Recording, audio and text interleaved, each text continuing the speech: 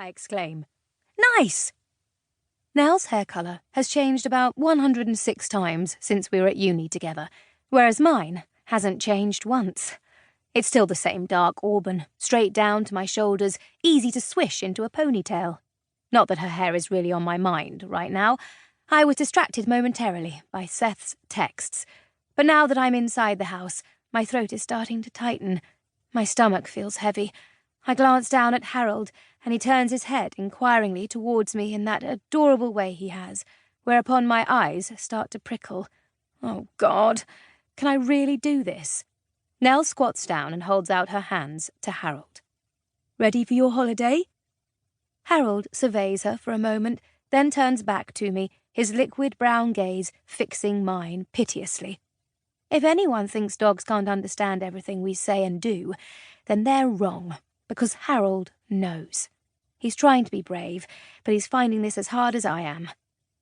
I can't take you to Italy, Harold, I say, swallowing hard. I've told you that. But it won't be long. I promise. A week. That's all. His face is crunched into a heartbreaking, "Why are you doing this to me?" expression.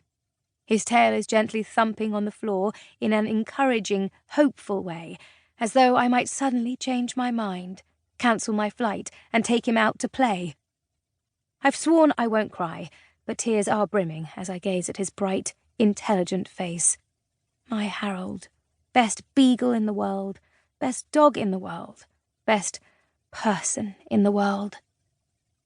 Harold can't wait to stay with me, says Nell firmly, ushering us both into the living room. Can you, Harold? In answer, Harold screws up his face still more and gives a soul-shattering whine. That dog should go on the stage, says Sarika, glancing up at him from her laptop with an amused look. Sarika isn't really a dog person. She admits as much. But she's a Harold person. You can't meet Harold and not be a Harold person.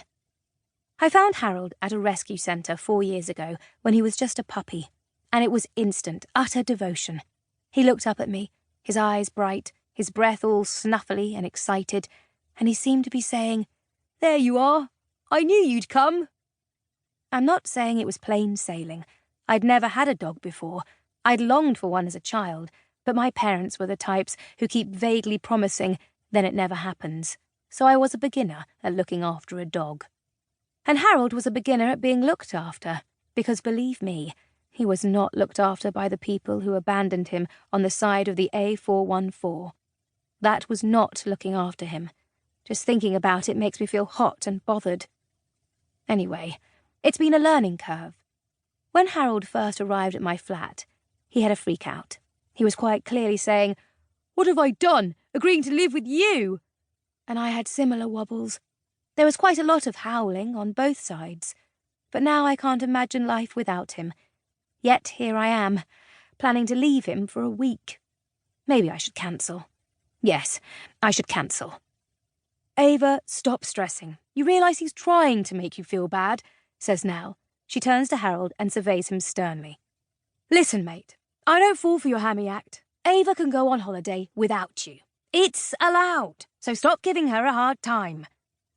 For a long moment, Harold and Nell lock eyes, two huge personalities confronting each other. Then at last, Harold subsides. He gives me another reproachful look, but pads over to the hearthrug by Nell's chair and settles down. Okay, maybe I won't cancel. Do not apologise to him, says Nell to me. And do not waste all week mooning over videos of Harold instead of writing your book. I won't, I say defensively. We'll be fine, she reiterates. Fine. I don't have many life tips, but one of them is, if you're ever feeling sorry for yourself, visit Nell. She's tough in all the right places. She bounces back stupid thoughts at you. Her matter-of-fact attitude whips through you like a gust of sharp, cold air. Here's all his stuff. I damp my massive bag on the floor. Bed, water bowl, blanket, food. Oh, his essential oils. I suddenly remember taking the bottle from my bag. I've made him a new blend, lavender and cedarwood. You just have to spritz his... Bedding. Nell cuts me off. Ava, relax. You've already sent me 5 emails about this.